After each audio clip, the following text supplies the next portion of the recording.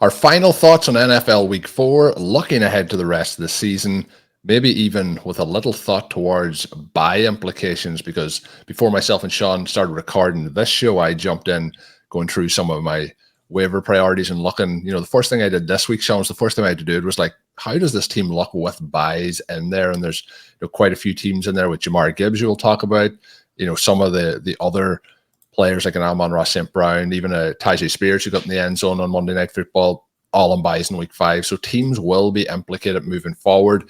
When you build out these teams in the offseason, it may be a case that there's parts of the teams that haven't clicked yet or aren't falling into place in the way you thought, but you're building them to be able to work through these buys as well and to have strength as the season goes on. So the bye week starting off now is going to be interesting to see how that affects the standings, the rankings, and so on in fantasy football here moving forward. Shawn, we are going to start, though, with Monday Night Football in particular, a bit of a shootout from the Lions and the Seahawks. We had a performance here by Jared Goff that was historic in terms of 18 of 18 passing, no incompletions, catches, a touchdown in this one from Amon-Ra St. Brown, has 2 passing touchdowns, almost 300 yards. Obviously, then with that, there's not a lot of targets to go around, but thankfully they were all completed. So we do get just the 2 targets to Jameson Williams, but he gets 2 completions for 80 yards and a touchdown, one of them being a 70-yard touchdown. I'm sure Shawn will have some nice thoughts on that, but we get 4 to Sam Laporta. We get 6 to Amon-Ra, including a spectacular toe tap touchdown in the corner of the end zone that was very impressive. I will give credit, Shawn, here where I often be kind of thinking, like, why are they giving so many touches to David Montgomery? David Montgomery had 1 target in this, caught it, bounces off a man, goes for 40 yards. It was a pretty impressive play on the scale of David Montgomery. We get Jahmyr Gibbs gets 14 carries to Montgomery's 12, 78 yards rushing. They both get in the end zone. We do get 2 rushing touchdowns for Gibbs. Good to see him used in and around the goal line. We did talk about the Bengals and how Moss and Chase Brown worked this week. I think it's kind of similar there. It's just who's in that particular situation. We get Kenneth Walker, though, Shawn, also on the other side, comes in on the losing end, but looks absolutely spectacular after coming back from his oblique injury. He has 12 carries, 80 yards, 3 touchdowns. We talked about this a lot last year, Shawn, but there's something fun just about watching Kenneth Walker make these run plays. He took over the backfield again from Zach Charbonnet, who had obviously a massive week 3. Charbonnet just the 2 carries for 15 yards. Geno Smith, Shawn, had some of his highest totals in terms of attempts, completions, and yards in his career in this game. He goes 38 of 56 for 395, 1 touchdown, 1 interception. And then that means that there's a huge amount of targets to go around on the side of the Seahawks. So kind of deciphering that as to what it means going forward. We get the 12 targets to Metcalf, 9 to Lockett, 12 to JSN. So I've gone through a lot of different areas of the game, Shawn, here in general, but I have to say, looking at the performances, particularly of the 2 running backs, you get obviously a very efficient quarterback performance, and then you get a highlight play from Jameson Williams. What angle do you want to take on this Monday night performance, other than, one thing I talked to Shawn about before we started, I was sweating a little bit watching this game before I go in and look at the fantasy scores, because in one of our dynasty leagues this week, the league along with the RotoViz OT listeners, I thought, like, the Detriot Lions is a tough running back matchup. And I thought, maybe Kenneth Walker and Charbonnet, it's a little bit of a split as he works his way back to full health. That wasn't the case. Walker goes off. Shawn, I pitched to get Cole Kmet in there over Kenneth Walker in the flex. We win that game by, I think, about 6 points, but the other manager had a lot of unfortunate events happen this week, including Rashee Rice going down with his roster. So breathe a sigh of relief on that dynasty victory for us this week, Shawn. But overall, this game had a lot of fun moments in it. And the main takeaway for me on the Lions side is we have kind of come on here a couple of weeks and said the Lions didn't go kind of pedal to the metal. They played conservatively. Now, they did have 28 rush attempts in this, 219 pass attempts, but I thought the play calling was much, much more aggressive, trying to get downfield and trying to get those big plays in this game versus what we had seen in the opening 3 weeks. Would you agree with that, or am I just doing that based on the results of the scoring here? Yeah, I would probably say, based on the results of the scoring. Not aggressive enough? I mean, not nearly aggressive enough. But, I mean, this is a real tribute to the players. Because you think about this. I mean, I was kind of thinking about this as the perfect game, maybe one of the greatest, if not the greatest game ever. Now, Goff did take 3 sacks as a result of that. They don't score on every possession. So you're not even up to the Jayden Daniels level yet. I mean, Jayden Daniels just scores every single time. But it was a fantastic game. You don't often see someone average over 16 yards per attempt. But the reason it's on the players here is that, I mean, the individual guys all did extraordinary things. I mean, you mentioned the David Montgomery reception. It's very grating that he continues to be so involved. It's interesting that they seem to want to use him kind of as the opener and as the closer. If I'm Jahmyr Gibbs and, probably one of the top 5 backs in football, it's going to be hard to stand on the sidelines and watch the Lions. I mean, the Lions received the opening kickoff in this game, and they made a pretty big deal out of the fact that they had decided to receive and wanted to go score. They have a David Montgomery carry on the drive that sets up a 3rd and 6. Jared Goff, that's one of his sacks. They punt right from the get-go and give the Seahawks a chance to take control of this game. Now, that obviously didn't happen. But when you have those Montgomery plays in there, it does siphon a lot of time out of the game. And when you have players of this caliber, you should want as many possessions as possible. And just like all teams, you want to punt as infrequently as possible. Now, at the same time, he's good. He's an above average back, and he is going to have goal line touches, and that's the reason why you would draft him in fantasy. It's the reason why he was more expensive than a lot of clear-cut starters. And that 40-yard reception where it seemed like he broke 7 or 8 tackles, I mean, that's what he does. He's very, very difficult to bring down. Now, he did average 3.3 yards per carry, a big split with Gibbs, who has the ability to rip off those long runs all the time. You love to see the fact that they are using Gibbs around the goal line, and really they're mostly using him through the vast chunk of the game. Then you look at the receivers. Sam Laporta more involved in this. I thought that was a crucial piece for them. You get the 6 targets to Amon-Ra. You get the touchdown pass from Amon-Ra. And then you get that 70-yard reception from Jameson Williams. And as soon as he caught it, you knew he was gone because the single guy left. I mean, how many players out there have the speed to keep up with Jameson Williams once he catches the ball in the open? So, again, the individual players on this Detroit Lions offense are absolutely unreal. You would like to see them maximize Jameson Williams, Sam Laporta, Amon-Ra St. Brown by throwing them more than 12 total targets. That's the same number of targets that Jackson Smith and Jigba got. Right. And, I mean, you can be as big of a fan of JSN as you want. There's no question that he is not as good as those 3 guys combined.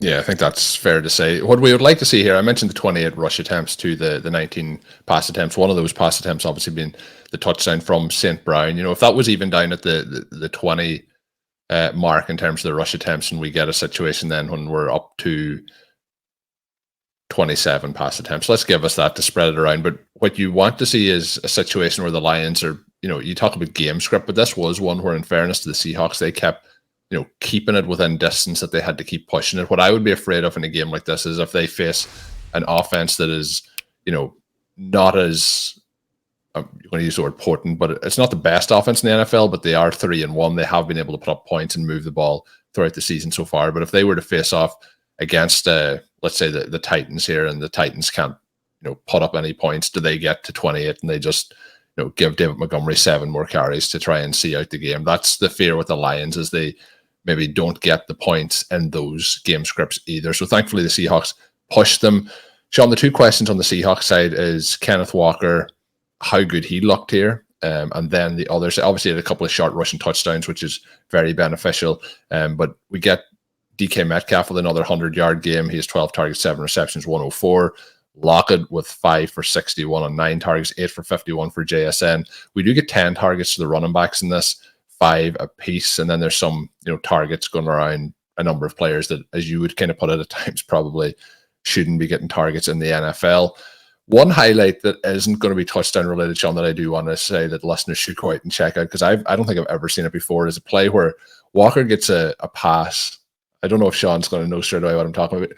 Gets tackled, but kind of falls backwards, somehow lands on the defender, and then the defender kind of suplexes him of sorts in the opposite direction, and he still hasn't hit the ground, and he picks up a couple more yards. One of the more bizarre not been down by contact plays that I've ever seen. Do we put that on impressiveness from Kenneth Walker physically, or just something that we'll probably never see again?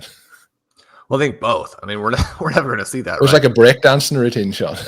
Yeah. You don't, I mean, usually when you roll over a defender, some tiny part of your body touches down. Certainly when you do it twice. And part of it did seem by design. This is one of the things that I didn't understand last season. The rhetoric, much of which I'm not blaming fantasy managers for this, I'm blaming the Seattle Seahawks, where they have Kenneth Walker and they make a big deal of how, Zach Charbonnet is this great value in the second round. We're going to take him. We're going to have a committee.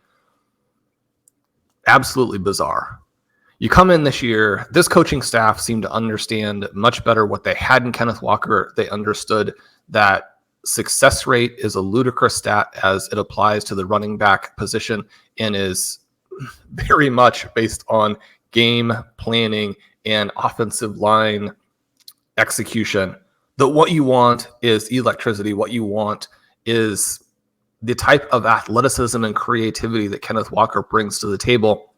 Probably with the 3 best backs in the NFL with Christian McCaffrey out. Although, I mean, you could include Christian McCaffrey in this conversation now that we have witnessed what Jordan Mason brings to the table, where Christian McCaffrey, Breece Hall, Bijan Robinson, and Kenneth Walker all have elite backups. Probably Charbonnet is the weakest of that group by quite a bit.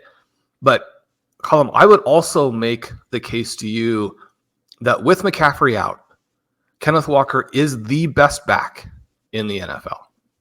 One of the reasons that you wanted to sit him is that this matchup against the Detroit Lions is absolutely brutal. Now, I have him on a huge number of leagues. That was the only league that I didn't have him in, which I am glad for. But I understand where you're coming from, right? Because again, this is a tough matchup. I think on the offensive side of the ball, you've got to be excited about what the Seahawks did, in part because, A, they were willing to lean in to the matchup, right? Detroit, much more exploitable through the air. I mentioned in the article yesterday that JSN had the best matchup of any relevant player in the NFL, according to our passing matchup rater. He goes out, he gets the 12 targets. The actual production on that is pretty disappointing. There was an additional target that was on a key third down conversion, or maybe it was a fourth down conversion, that then they had to punt, where Tyler Lockett bizarrely doesn't run his route properly and gets called for offensive pass interference. That would have been a 9th reception to JSN, another 7 or 8 yards there, 9 for 60. I think sounds quite a bit better. And that was at a key moment in the game, right? But you get the volume to the receivers. DK Metcalf commits a brutal blunder, a fumble that really set the Seahawks back and put them in a position where they had to chase. But at the same time, you again get the sense from him that he is just an unstoppable force, and that the Seahawks realize that, and that they're going to him not as a one-off after you're trying to set up the run, or you're thinking, okay, let's scramble around a bit, and then eventually someone will heave the ball down the field to him. No, this game plan is built around DK Metcalf being a force. And you love to see that when the offensive coordinator understands who the best players are and is going to build the scheme that way. At the same time, with that, you can run off of it as opposed to the other way around. And you have two running backs. Now, it was a huge relief that Charbonnet did not play a lot as a runner in this game, but he was extremely efficient with his touches, and then Kenneth Walker efficient with his, but in part because he was so explosive and broke these big plays. He had to beat guys in the backfield. He was swarmed under on a number of carries. The Detroit Lions run defense is not a fluke, right? I mean, they're going to be very, very difficult to run against. But when you set it up like this, you can still do it. The Seattle Seahawks offense and Geno Smith, they're going to be very difficult to defend as the season goes along. If you have exposure to different members of this offense, I think you have to be very excited. Again, because this is the combination of play calling, of viable quarterback play, and then absolute stars. We'd like to think that at some point JSN is going to be in the mix there. He looks solid right now.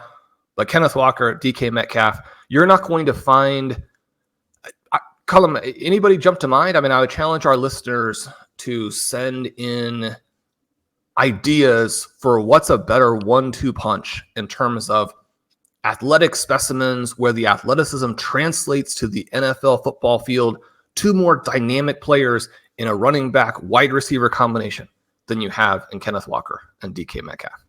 Yeah, Walker is just I mentioned already, amazing to watch. Some of the plays where it looks like the play's dead, bounces it out to the outside. We joked last year about, sometimes he would have a 10-yard gain that he would have to run 60 yards to get those 10 yards.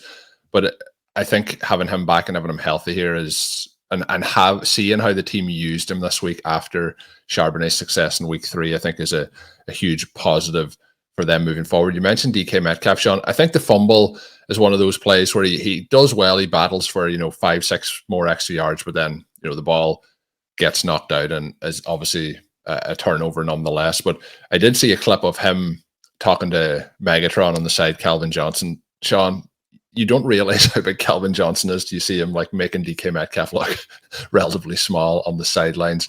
But there's a reason that he was called Megatron, and there was a reason why he was open just by standing on the field.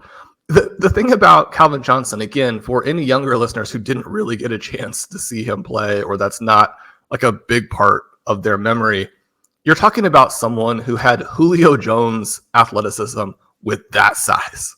Yeah, incredible. If you haven't seen, get on YouTube, see some compilations of potentially the greatest wide receiver of all time. Shawn, somebody who we didn't talk about, want to talk about him. We talked about the backfield split for the Cincinnati Bengals, as I mentioned. You did mention this in your Monday article up on rotoviz.com. Bucky Irving in this gets 10 carries, 49 yards, 1 touchdown. The impressive part, I think, for his usage here was he gets into the end zone, is called a touchdown, and a little bit like, maybe it's just the cameras that they're using down there in Tampa Bay, but we did talk about the potential touchdown that wasn't given to Javonte Williams in week 4 against the Buccaneers. Down the line, you couldn't really see it. This was one where they give it, but somehow they reverse it with not a lot of coverage to see how that happened. But they go back to him again on that goal line carry. He gets into the end zone. He does just have 2 targets, 1 reception for 6 yards. Rashad White had 3 targets, 2 receptions, 35 yards. As you're breaking that down, and I apologize for interrupting there, but thinking to the game that we just discussed and how it finished, have you seen discussion? Obviously, you'd be a little bit more tuned into this than I am. What did you think? I mean, the interception that concluded the game was a definite non-catch. And if you have Seahawks and are chasing and you want those garbage time points, you're like, how is that ruled a catch? Oh, you're talking about the interception at the end from the Lions? Right.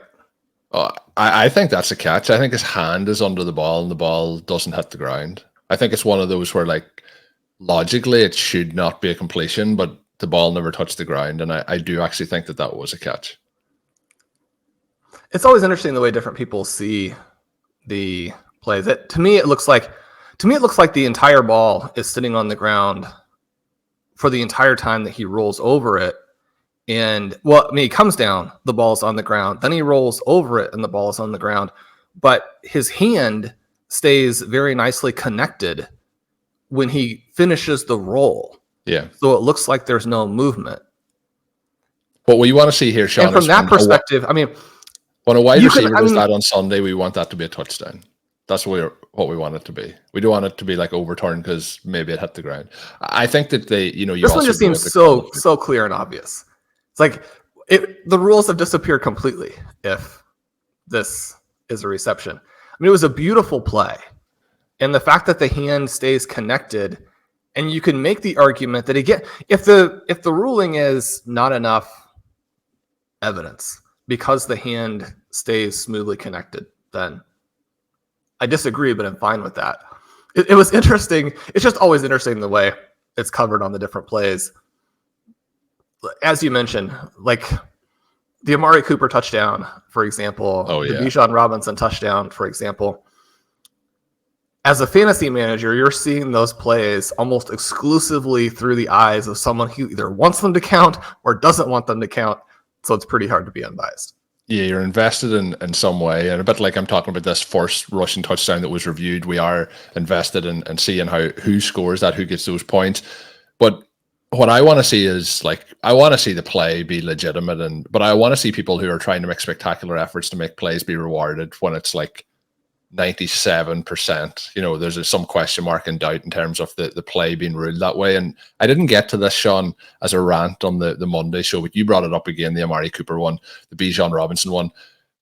I feel like the offenses are being unduly punished to a harsher extent by the officials in terms of these holding penalties. I feel like the defenses have come on to the point that if you are being kind of somewhat held, the quarterback moves out of the pocket or the running back's moving out, if you like put your hands up, wiggle them above your head, the referee has this doubt of like, oh, maybe he is being held, and there is some of those flags being thrown. And I think that Amari Cooper one was one of those. And in fairness to the D lineman there, he doesn't even put up his hands to appeal for it, but his arm is kind of stretched as he tries to move towards the quarterback. That the ref's like, oh, well, somebody must be pulling his arm, but it's like, no, that's just the way that people run. They move their arms when they're running. But I have noticed more and more when you see a running back or a quarterback get out of the pocket that the defensive linemen are just wiggling their hands above their head looking for these penalties. So we'll see what happens moving forward with that. But something I had to get off my chest, Shawn. Yeah. Again, I didn't want the play to count, but that's just because you don't. And I didn't think it was a penalty until they show the reverse angle. And then you're like, well, that's a clear cut penalty. And it happened right in front of the quarterback and right in front of the official. So I think you're going to have that one every time. But it wasn't a penalty. It wasn't, Shawn. I refuse to believe that. You can't have me on here defending Deshaun Watson and Amari Cooper. That was not a penalty. But I do think that you have to default, especially on these big plays, and you can go and talk about it with the crew, and then you can pick up the flag. And defensive-minded fans, defensive-minded listeners, the NFL front office, they may all disagree with this. I mean, you want the game to simply be adjudicated correctly and accurately. But I think when you're talking about the current scoring environment and you're talking about the fact that these borderline plays are going to happen within the offensive line, you're going to have some of these plays in the defense. The one that drives me absolutely insane is when a receiver runs all the way down the field with the defender riding him and then not even pushing, but as he's like bringing his arms down and trying to get the arms off of him to clear a space to go up and actually make a play on the ball, he gets called for offensive pass interference. And then the commentator's like, well, yeah, I mean, he pushed off. He didn't push off. He's trying to keep the guy from riding him. You have the ones where the defender just has his hands literally on the player for 15 yards. And then the offensive guy puts his hands up to balance himself before launching to get the ball. And the commentators are like, well, they were just both hand fighting. They were hand fighting because the defender held him for 15 yards. See, we still have this idea that somehow the rules have been moved dramatically in favor of the offenses, which isn't remotely true. Not remotely. And we have to fix that mindset if we want NFL football to look like we remember it as we were growing up and to look like current fans want it to be, both for reality fun and then just, you can look at fantasy as a pure sidelight, but as an entertainment package, you need better football. And enforcing the rules correctly allows you to get better football, which I think is the point that you've been making.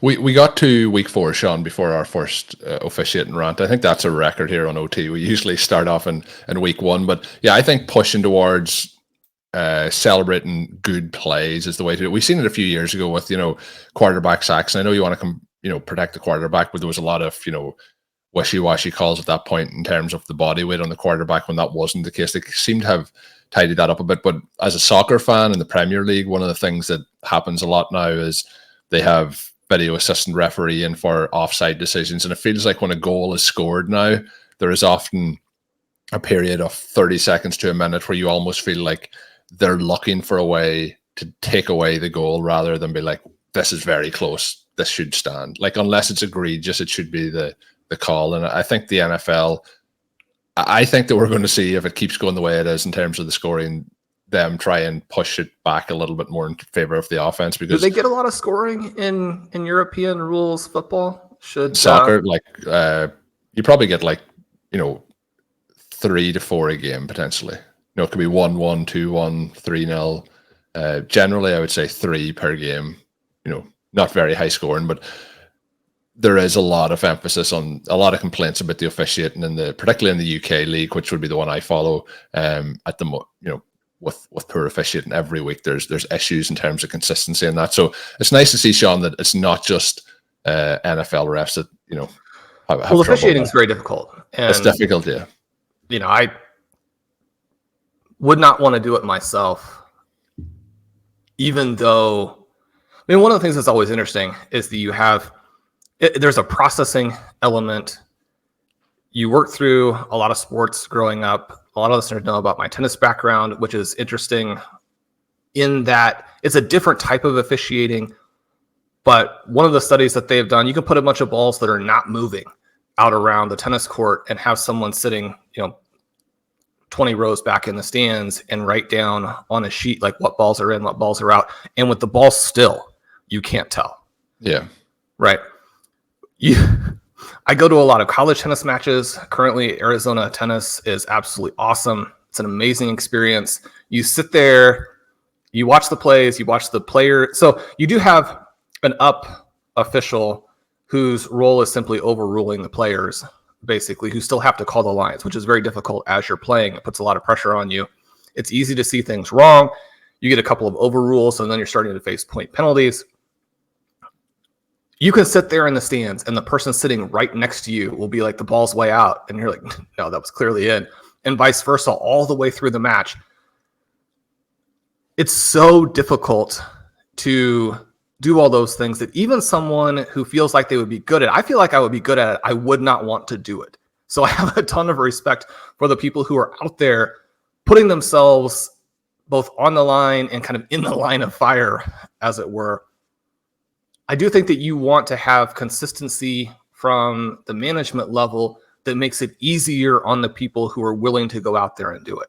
Because without that, like you're saying, the consistency in terms of how the game is actually officiated is it's so difficult. There are lots of things you could do to make the officiating better, but even with these billion-dollar industries, it does require, in most cases, spending a little bit more money on it, which people are often reluctant to do.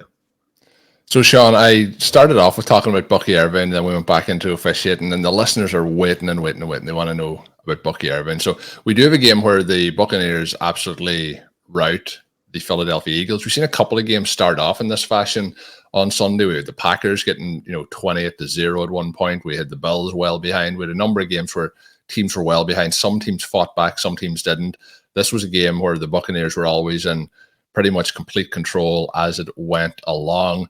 Mayfield has 347 yards and 2 touchdowns in this one, 30 of 47. Another nice fantasy day from him. We got Mike Evans in the end zone, 94 yards on 8 receptions, 14 targets. So a very impressive performance from the Buccaneers side. Now, in fairness to the Eagles, there without both of their leading wide receivers, AJ Brown and Devontae Smith. Dallas Goedert has 8 targets, 7 receptions, 62 yards. He has been impressive over the last couple of weeks. Saquon Barkley has a 27-yard reception in this one, 2 for 32 for him.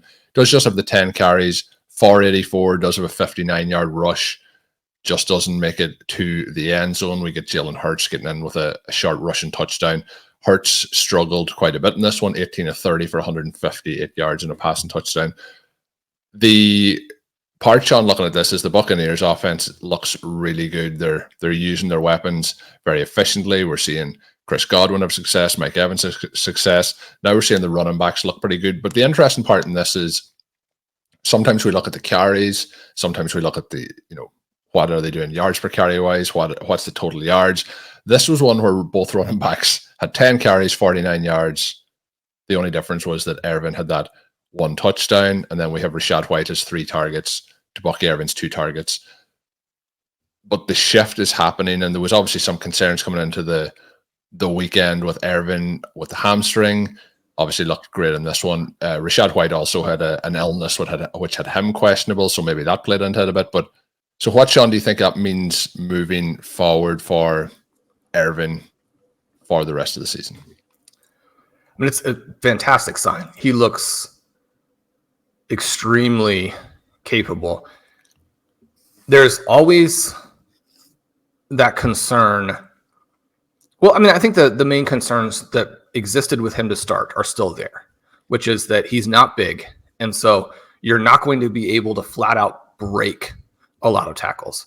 You're going to have to force guys to miss. Now, I say that even though the broken tackle numbers from college were elite, right? But when you're that size, it's going to be a matter of, how the evaded tackles are categorized, which to a certain extent doesn't matter. But you're not going to be able to let these guys get, too much body and arm into you, around you. He's not going to be able to fight through that at his size. And he doesn't have the long speed. So when you evade the tackles, how far can you really go? And then the additional concern, I think, outside of just the split is how aggressive are the Buccaneers going to be from a passing perspective? They threw so much in this game, even though they were leading. But the contrast between him and Rachaad White is just extreme. You've got one of the most dynamic pure runners in the NFL, and you've got one of the least dynamic. It is, I think, a bit of a problem that he had what seems like a very mild hamstring issue in practice last week. To me, it seems like a very positive sign that you get an even split when he's coming off of that injury in practice. Now, it also sounded like Rachaad White was probably ill for this game.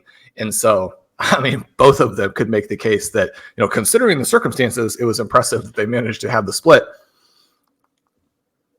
I'm enthusiastic about how this is going to go. They don't have a great schedule going forward, but it's in the kind of neutral direction. They have a couple of matchups with the Panthers down the stretch. Now, a lot of the other matchups in that range aren't great, but if Irving wins the job and consolidates at some point, which does appear to be in the cards. Now, one of the things, again, when you're a rookie who wasn't drafted that early and you have some red flags and your offense has some question marks, then it's just difficult to get much of a moat, right? So you can lose the momentum that you've gained very easily. And I think that's the thing that we're watching out for any of these backs where we need them to kind of slingshot past the starter.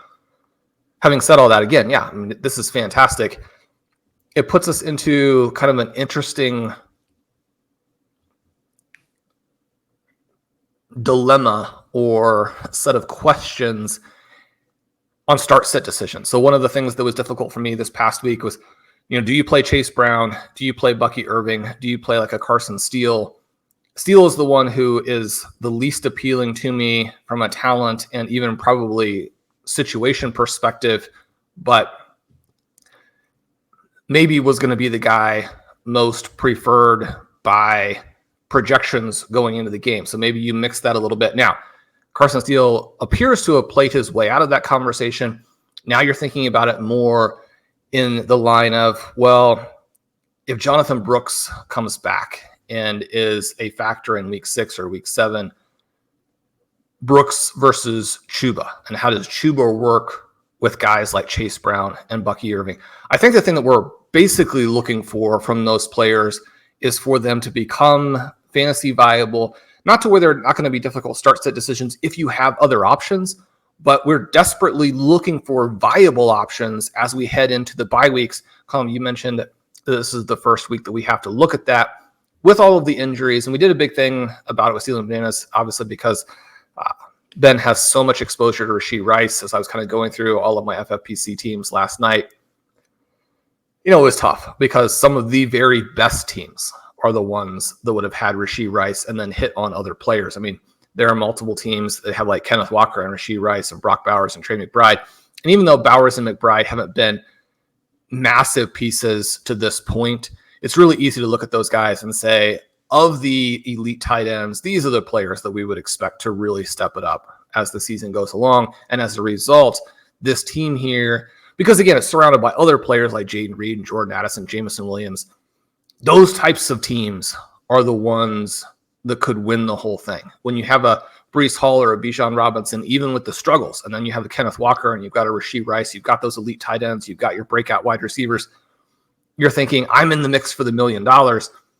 You lose Rice, and I mean, it's a huge blow, but he's not the only guy. So it's not just the buys that we're having to deal with right now. It's the buys and the injuries. And it's one of the reasons why you have to draft deep, powerful teams and not look at drafting your starting lineup and then drafting the next wave of players who appear to have some volume floor. You're going to be able to get that at least to an extent through free agency, even in deeper leagues like the FFPC. Whereas, and Colm, it was interesting. I haven't had a chance to actually go through the numbers because it obviously takes time to manage those teams and do the pods and do the content.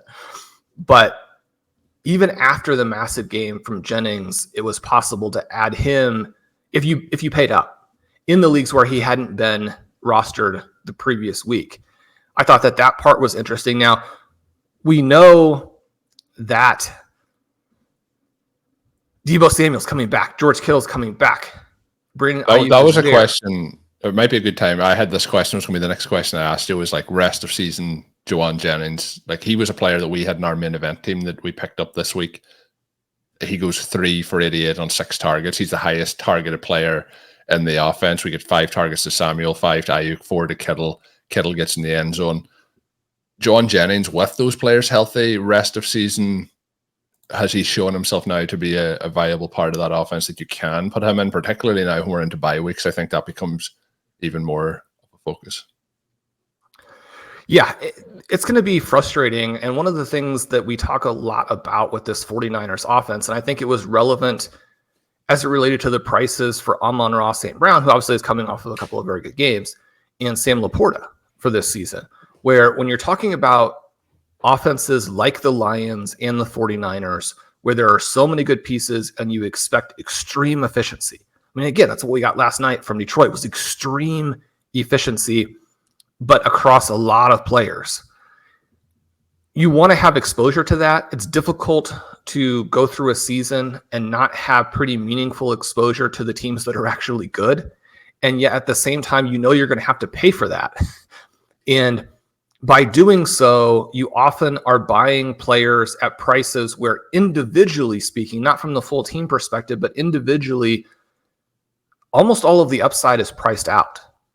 Now, you can look at that and say, well, that's still very positive compared to the first round busts. But so many of the first round busts are based on things that you can't control, like the injuries. I mean, you can't control anything that happened with Christian McCaffrey, especially if the team misled us, which maybe they didn't do. Maybe the most serious part of the calf/Achilles, and the Achilles being the, I think, big concern and the big scare in terms of if that could be injured more seriously, what it would do to the team and to his career, right? Can't do anything about that. It's really hard to, I mean, you can avoid all players who have quarterbacks, but call them any wide receiver is going to have a quarterback. You can say, well, Tua had an increased risk of injury, and he probably did. But, are you going to avoid a Tyreek Hill? Most of the Sounds like guys, there's potential too that he might even be back for week 8. There's some conversations around that. So I wouldn't rule out, it was a dire situation on Monday Night Football this week with the quarterback play as it was last week against the Seahawks. But we may get Tua back this season, Shawn, which up until that point is going to be very hard to play those Dolphins. I think you're probably still going to have to put them in the lineups, but obviously health-related. you probably have to we put hope Hill that's in. okay. I don't think you can play Waddle.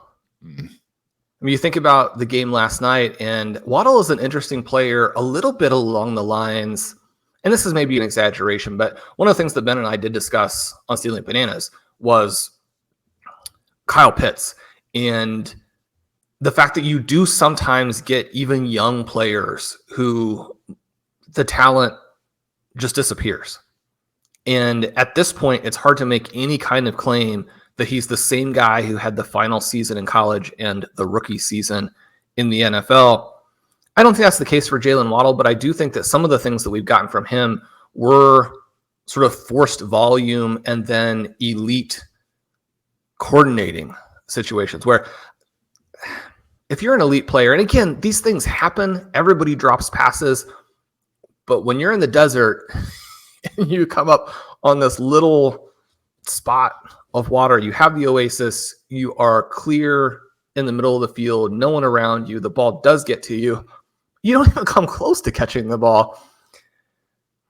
And Jalen Waddle can't catch, right? So that's a huge problem when he's also injury prone and now you don't have the QB. He's been one of my favorites. I am so far out on him right now. Just a very frustrating situation. But again, what you were hoping to get from him, ideally, I mean, if you have a good team, you need to be able to paper over that with other players that you drafted. Now, again, the buys come into play. It becomes more difficult.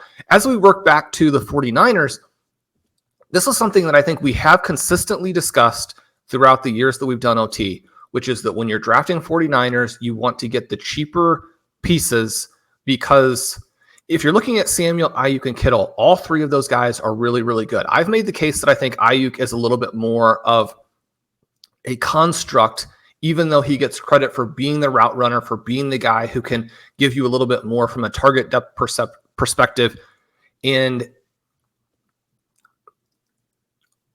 I mean, you can argue that that part is harder to replace, and yet Jauan Jennings has essentially done it and done it better. He's bigger. He's able to go up and get the ball in a way that we haven't necessarily gotten from an Aiyuk.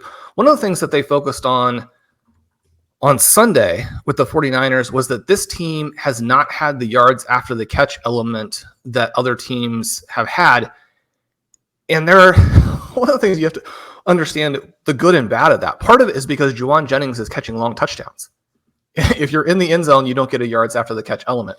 Simply because you don't have a Christian McCaffrey and Deebo Samuel has spent some time injured, it's not going to look the same, right? It doesn't mean that that's actually a problem because what Jennings has delivered is arguably the part that you really want. Now, again, you want to work through all of it. You want to give credit to everybody. George Kittle had a fantastic game this weekend, even though he has just the 4 targets, he catches all 4 of them. He makes a spectacular catch in the end zone.